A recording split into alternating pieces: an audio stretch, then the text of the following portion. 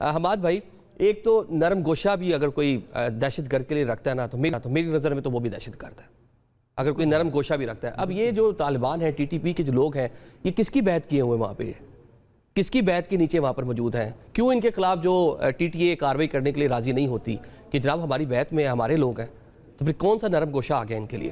دیکھیے، کبھی ہم نے سنا کہ حافظ گل بہادر ٹی ٹی پی کسی بھی تنظیم کی جانب سے ملا ہیبت اللہ خونزادے یا طالبان رجیم کے خلاف کوئی بیان آیا ہو؟ کبھی ہم نے دیکھا کہ انہوں نے جا کے ان کے کسی ٹھکانے کو ہٹ کیا ہو؟ کبھی ہم نے دیکھا کہ ہیبت اللہ خونزادے، قندھار شورا یا حقانی گروپ کی طرف سے ان کے خلاف کوئی کارروائی ہوئی ہو؟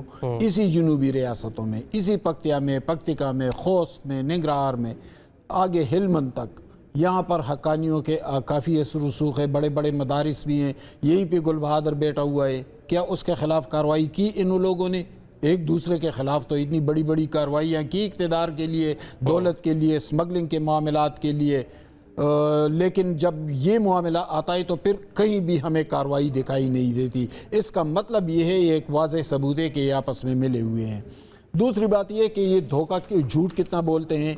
ابھی 1 سال پہلے پولیس کے سربراہ مولوی سعید، اس نے ایک پاسنگ آؤٹ میں ہیبت اللہ اخونزادے کا پیغام پڑھایا اور کہا کہ ہیبت اللہ اخونزادے کا پیغام ہے کہ اگر یہاں سے کوئی دہشت گرد جا کر ہمسایہ ملک میں دہشت گردی کرے تو ہم انہیں نہیں چھوڑیں گے، ہم اپنے ملک میں ان کو نہیں چھوڑیں گے، ان کو ملک سے نکال دیں گے۔ لیکن کیا اس 1 سال کے بعد بنو واقعات نہیں ہوئے، باجوڑ واقعات نہیں ہوئے، وزیرستان، ڈیرہ اسماعیل خان، لکی مروت واقعات نہیں ہوئے؟ کیا فوجیوں پولیس پر حملے نہیں ہوئے؟ کیا سیویلین کے گھروں تک، مسجدوں پر حملے نہیں ہوئے؟ جب یہ بیان آپ نے خود دیا تھا تو پھر اس بیان کی امپلیمنٹیشن کیوں نہیں ہوئی؟ آپ کیوں جھوٹ بول رہے ہیں لوگوں سے مسلسل؟ دیکھیں، وہ کوئی کارروائی نہیں کر رہے ہیں دہشت گردوں کے خلاف، وہ ان کے ساتھ ملے ہوئے ہیں۔ آج ایک لفظ استعمال ہوا ہے ایس پی آر بریفنگ میں کہ ماسٹر پراکسیز، تو یہ واقعی ماسٹر پراکسیز ہیں کہ ان کی پشت پر یہ لوگ بیٹھے ہوئے ہیں، اور ان کے پشت پر کون ہے؟ ان کی پشت پر انڈیا ہے۔ اور یہ میں کوئی ہوائی بات نہیں کر رہا، ابھی اسرائیل کے دورے میں نریندر مودی نے کیا کہا؟ انہوں نے تو ہیبت اللہ خونزادے کو مائی فرینڈ ہیبت اللہ کہا، اور پھر اسی تقریر کو نیتن یاہو نے بھی دہرایا۔ تو یہ ڈانڈے کہاں تک ملتے ہیں، اور اس سے نکلتا کیا ہے پاکستان کے اندر امیر دہشت گردی؟ کس کیپٹل میں موجود تھے جب لاسٹ ٹائم پورا معاملہ ہوا ہے؟ جو کشیدگی تھی وہ نیو دہلی کے اندر موجود تھے جب پوری کشیدہ ہم نے صورتحال دیکھی۔ جنرل صاحب، ایک تو جو طالب ہے گڈ اور بیڈ، اب یہ ڈیڈ طالب والا جو کنسیپٹ ہے، یہ ایک اس ایجنڈے پہ پوری قوم کو آنا ہوگا، جس میں ابھی بھی کہہ لیں کہ ایک کنفیوژن نظر آتی ہے کہ ابھی بھی ہم کلیئرٹی نہیں آئی ابھی بھی ہمارے بہت سے لوگوں میں کہ ہم نے ان کے ساتھ اگر اسی طرح لڑنا ہے تو لڑنے کے لیے ایک ہی ہے کہ ان کے ایک کنسٹرکٹیو پالیسی اور ایک مطلب ایک سنگل پوائنٹ ایجنڈے پہ آنا ہوگا کہ زیرو ٹالرنس ہونی چاہیے ان کے لیے۔ نظامی صاحب، one nation one narrative, one nation one policy, یہ جو پالیسی ہے نا، یہ پنجاب میں بیٹھے ہوئے یا سندھ میں بیٹھے ہوئے کسی بچے سے زیادہ یہ پالیسی ضروری ہے جو بچہ تنگ خطاب میں بیٹھا ہوا ہے، جو نواں گئی میں بیٹھا ہوا ہے، جو وانا میں بیٹھا ہوا ہے، کیونکہ اس بیچارے نے ساری زندگی اس بفر زون والی اس ٹیررزم کے بیچ میں گزاری ہے۔ 79 سے ہم نے وار دیکھی، اور پھر 2003 کے بعد تو ہم نے یہاں پہ سٹیبلٹی دیکھی نہیں۔ وہ یہ کہتے ہیں نا جی پہلے یہاں پہ فوج آ گئی ہے، فوج آنے سے یہ ہو گیا، تو وہ رشین آتے تو پھر یہاں پہ کیا حالات ہوتے نوبڈی نوز۔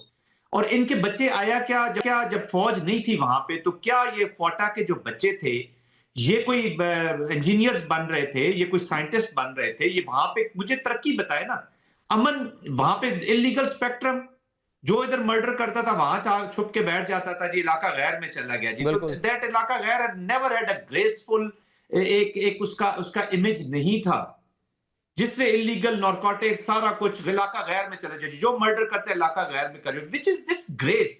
مطلب یہ کون سا امن ہے؟ میرے بچے کو آپ کا بچہ آج اڈکٹ ہو جائے F7 F6 پہ بیٹھا ہوا تو آپ کی زندگی ختم ہو جاتی ہے۔ وہاں آپ کہہ رہے ہیں کہ میں نے اسی ماحول میں اس کو رکھنا ہے، اپنی بچی کو ہم نے اسی ماحول میں رکھنا ہے۔ پھر وہی اگر شریعت یہ لائے نا، یہ اپنی پشاور میں کہیں پہ سرحد میں بلوچستان ان علاقوں میں یہ کر دے کہ اپنی عورتوں کے ساتھ وہی سلوک لیا ہے، وہ آپ کا وے آف لائف چینج کرنا چاہتے ہیں۔ یہ پالیسی کسی ایک ग्रुप की, किसी ऑर्गेनाइजेशन की, किसी पॉलिटिकल पार्टी की, किसी शहर की, किसी सेक्ट की नहीं है, ये पाकिस्तान की और ला इलाहा इल्लल्लाह मोहम्मद रसूलुल्लाह को प्रैक्टिस करने वाले मुसलमान की पॉलिसी है। इसको उस एंगल से देख रहे हैं। We have to grow larger than our small agendas, तब जाके आपकी पॉलिसी बनती है। और जो आज मैं और आप ये पॉलिसी बना के इंप्लीमेंट करके शहादतें अपनी करवा के अपने बच्चे मरवा के, हमारे बच्चे भी फौज में हैं जी इस वक्त, दे आर डिप्लॉयड, वो उनको इसलिए मरवा रहे हैं कि आज के 25 साल के बाद वाला जो बच्चा है, 50 साल के बाद वाला बच्चा है, वो खुशहाल हो जाए। हमने जो करना था कर लिया, मैं तो आप तो इस जिंदगी को गुजार जाएंगे। अब्दुल्ला गुल साहब, हमाद साहब, हम we are done with our bit. इन्हीं बच्चों ने उधर रहना है, इसी केपी ने खुशहाल होना है, इसी बलोचिस्तान ने खुशहाल होना है। तो खुदारा लेट्स नॉट क्रिएट कंफ्यूजन।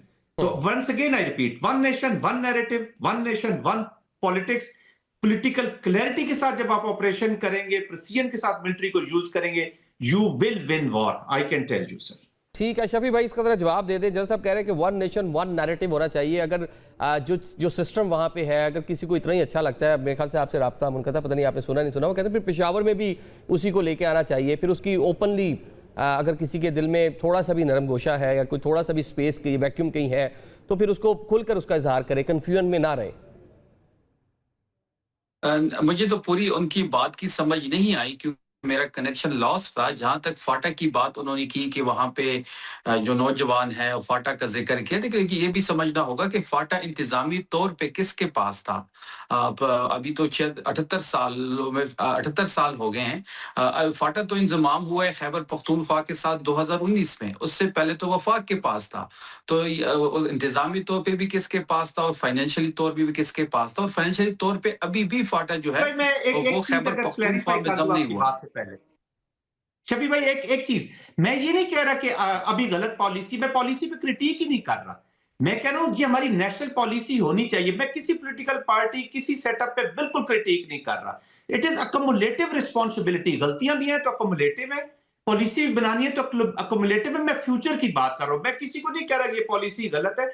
मैं सिर्फ ये कह रहा हूं कि हमें डाउट भी नहीं रहना चाहिए 50 साल बाद की पॉलिसी के फाटा का बच्चा हम 25 साल बाद, 30 साल बाद कैसा देखना चाहते हैं। तो इसको करेक्शन की मैं बात कर रहा हूं, बस दैट इज। मेरा किसी से वो नहीं है कि मैं किसी पॉलिटिकल पार्टी पे या किसी पे बात कर रहा हूं। No, not at all.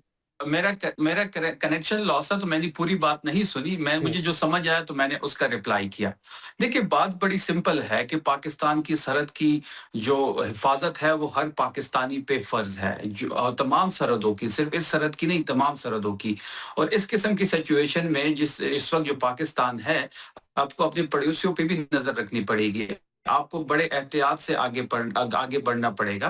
आपने अमन की बात करनी होगी, अमन की खातिर आपने आगे बढ़ना होगा। आपको सारी खतरात आपको पता है कि ईरान के बॉर्डर पे क्या हो रहा है, फिर अफगानिस्तान के साथ आपकी जो इस वक्त की कशीदगी है जिसको भरपूर जवाब दिया जा रहा है। तमाम कौम पूरे फोर्सेस के पीछे खड़ी हुई है।